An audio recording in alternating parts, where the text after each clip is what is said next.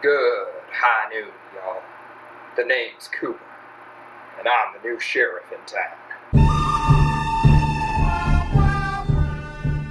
Today I will be reviewing the album Eyes Like the Sky from Australian psychedelic rock fusion band King Gizzard and the Lizard Wizard. Yes, you heard that name correctly. But in order to keep things more concise, I'll most likely be referring to them as King Gizzard, Giz, or similar nicknames throughout this video. Eyes Like the Sky is Giz's second studio album, following two raw garage rock style EPs titled Angle C, I hope I'm pronouncing that correctly, and Willoughby's Beach, as well as a full-length punk album called 12 Bar Brews.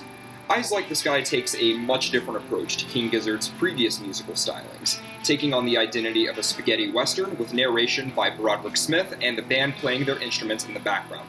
It really sounds more like a short film presented in audio form, or even an old-fashioned serial drama you'd hear on the radio in the 1950s. Although, what I think is most interesting about Eyes Like the Sky is that it's the first time in which Giz really started to experiment with music genres.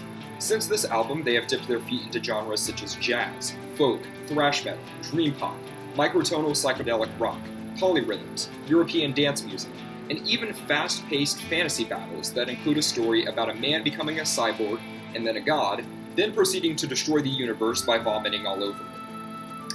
I'm not kidding. Interestingly enough, that last genre is the only other King Gizzard album with narration apart from Eyes Like the Sky. It's called Murder of the Universe, and it is absolutely insane. I may make a Coop's critiques of that at a later time, but for now I'm choosing to do Eyes Like the Sky because I feel like it's not talked about enough. First and foremost, what's obviously the most incredible thing about this album is the narration. Broderick Smith absolutely kills it with his storytelling ability, as he both wrote the story and told it in his distinctively dignified voice. The story follows a white cowboy named Miguel O'Brien, nicknamed Eyes Like the Sky for his bright blue eyes, as he is captured by the Yavapai Apache tribe at the age of 5. Miguel is raised by the Yavapai to become a fierce warrior with the swiftness to take out troopers and other desperados in the blink of an eye. With Broderick Smith being aided by the background vocals from singers Stu McKenzie and Ambrose Kinney Smith, it makes sitting down and taking in this album in its entirety that much more enjoyable. My favorite song on the album is called Drum Run.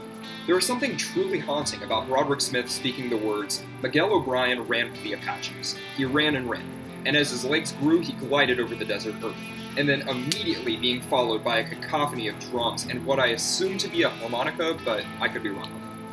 That song perfectly encapsulates Miguel's ferocity, allowing me to easily picture the fear that he struck in the hearts of anyone who dared come in his way.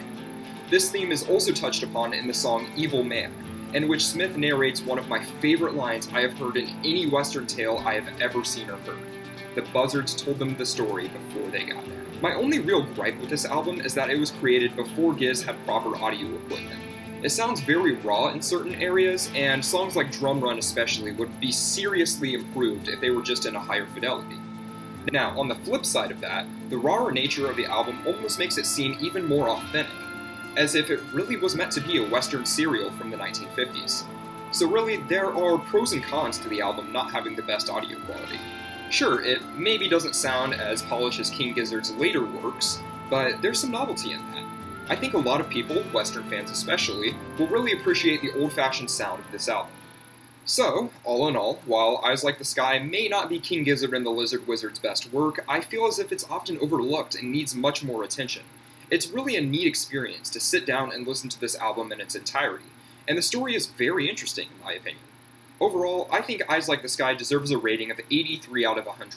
This is because I have some mixed feelings about its audio quality, but I find it incredibly enjoyable, excellently narrated, and one of the most unique things King Giz has ever done, which is saying a lot considering how crazy their projects can get. Thank you all so much for watching. As you can see, I'm back in college now. I'm in what's called a dorm apartment, so my layout is kind of similar to what I had last year, but not exactly the same. I'm not sure how many reviews I'll be able to make this year, as I actually have in-person classes now, so my schedule's going to look a little different. But I still do enjoy making these videos, so I'm sure I'll put some out every once in a while. Until then, stay tuned for future episodes, and, as always, stay groovy.